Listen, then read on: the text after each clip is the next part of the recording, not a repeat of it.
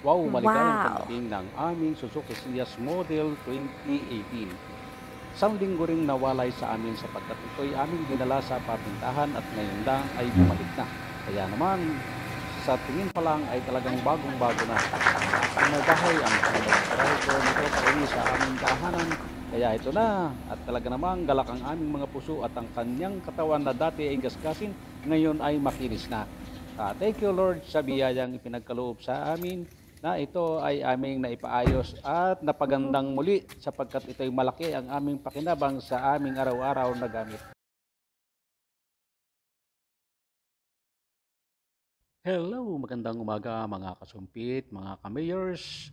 Maaga pa lang ay tayo ay gayak na at maagang Wow! pumunas at maagang nilinis ang ating sasakyan sapagkat itong isang kulay gray na ito ay ating ipapasok na mga kasumpit sa papintahan.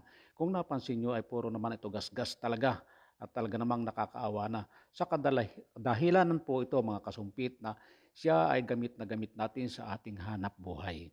Kailangan po rin natin itong ayusin at pagandahin upang sa ganon ay humaba pa ang pakinabang ng serbisyo ng ating sasakyang Suzuki Siyas Model 2018. So matagal-tagal na rin po itong aming ginagamit. Kaya kami ngayon ay arangkada na, papunta na po doon kung saan ay aming itong dadalhin sa shop upang sa ganon ay maipasaayos. Una mga kaibigan, ay itong aming sasakyan ito ay nasa 6 na taon na rin namin ginagamit pamula nung aming bilhin sa kasa.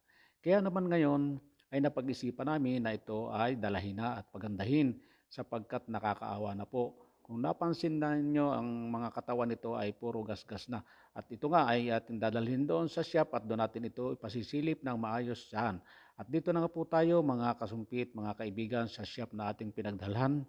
At ito ay dito nga ay atin nang ipinarking dito sa Shop sa Lemery. Ayan na po. Kung napansin nyo mga kasumpit, ay talaga namang nakakaawa. Ayan po si Boss Tuto, yan ang gagawa. Ayan mga kasumpit at atin nang naiparking ng maayos at ito ay kanya nang uumpisahang gawain. Ayan. Dahil sa haba ng serbisyo at pakinabang ay ito ay amin ng napag-isipang ipaayos na ng tuluyan. At ito'y pinag-isipan din namin kung ito ay ipabubuo o by panel. Subalit na isuggest na rin ng ating kaibigang ito na gumagawa na si Bustata ay ang sabi niya ay pwede naman itong hilabos ng diretsyo para pantay-pantay ang kulay at walang balang-balang. So ako naman ay madaling nakinig sa kanya sapagkat sila ang eksperto. Kaya ito ay atin na rin ipinasilip ang loob.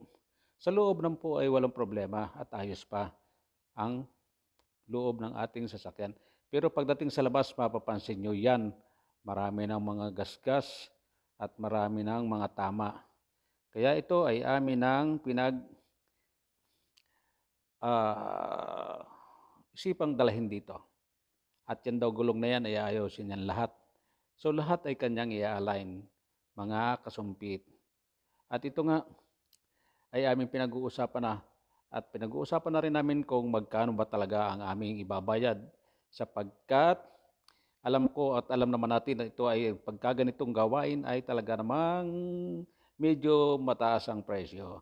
Ito nga, kami ay nagkasundo sa aming presyong napagkasunduan kaya naman kami ngayon ay magbibigay ng 10K para sa aming paunang bayad. At ang aming sunod na bayad ay kapag ito ay amin ng inilabas. Ayan na at inumpisahan na niyang gawin at yung mga lubog ay kanya nang inuunat at hinihigop. Ayan. At siyempre bago ang lahat ay kami kumuha ng resibo para sa aming binayad na down payment.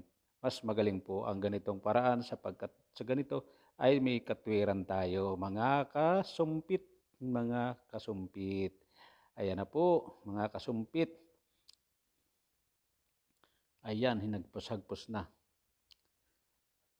At ito ay kanya na rin binaklas ang hulihan at talagang kanyang iaayos na. Ang usapan namin dito ay aabot daw ito ng 10 days. Pero kung mamadaliin daw ay yan, kayang-kaya na po niyang gawin ito ngayon. At pagkalipas ng ilang araw ay ito na po ngayon ang aming nasaksihan. So kanya na rin pong nabugahan at aming iniikutan ay talagang malaki na ang pinagbago at kagandahan ng aming sasakyan. At ito, sa ikatatlong araw ay muli namin binalikan at natanggal na rin po yung mga bumper yan at napintahan na ng maayos at yan daw ay paon ng bugalaang at yan daw ay marami pang proseso bago mapakintab. Kaya kami ay panay ang bisita dito, mga kasumpit. At hindi namin ito inagwatan sapagkat ito na may malapit lamang. Ayan, kakaunti na po yung kanyang gawain at marami nang natatapos na. At ito nga pagkalipas po ng 7 araw ay aming binalikan at ito na yung aming nasaksihan. Talaga na pong napakaganda. At ngayon nga ay amin ang ilalabas ito, mga kasumpit. Ilalabas na namin ito sapagkat kami nasasabit na rin sa aming sasakyang ito. Ayan na po. Talaga namang ready na. At yung aming mga huling kabayaran na ito, amin na rin inabot sa aming bossing tata na sa katunayan. At pagkalabas namin, ito ay aming diniretso na agad sa pakarwasan upang namang sa ganoon, pagdating sa amin ito ay talagang mabangong mabango. Kaya mga kasumpit, hindi namin ito pinabayaan at ito talaga ay aming tinutukan. Yan mga kasumpit, talaga namang ligong-ligo na ang ating sasakyan. Yan, dito lang po yan sa Agoncillo Pinakarwas, mga kasumpit. At ito, at atin na rin pong pinalinis ang kanyang makina at washing na rin natin po ang makina o yung kanyang makina, mga kasumpit. Para sa ganoon ay mawala na rin yung mga gabok na nasa loob ng kanyang makina. Upang sa ganoon naman mga kasumpit ay magmukhang bago ang ating sasakyan.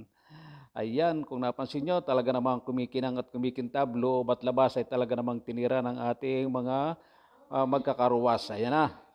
At malapit na rin matapos. At pagkatapos ito ay didiretso na po tayo sa ating tahanan. Yan, kung napansin nyo, ang makina ay bagong-bago na rin at kintab na kintab sapagkat magaling silang mag-detailing ng makina. Yan mga kasumpit. Ayan na, ayan na, ayan na po. At dito na nga at pumapasok na.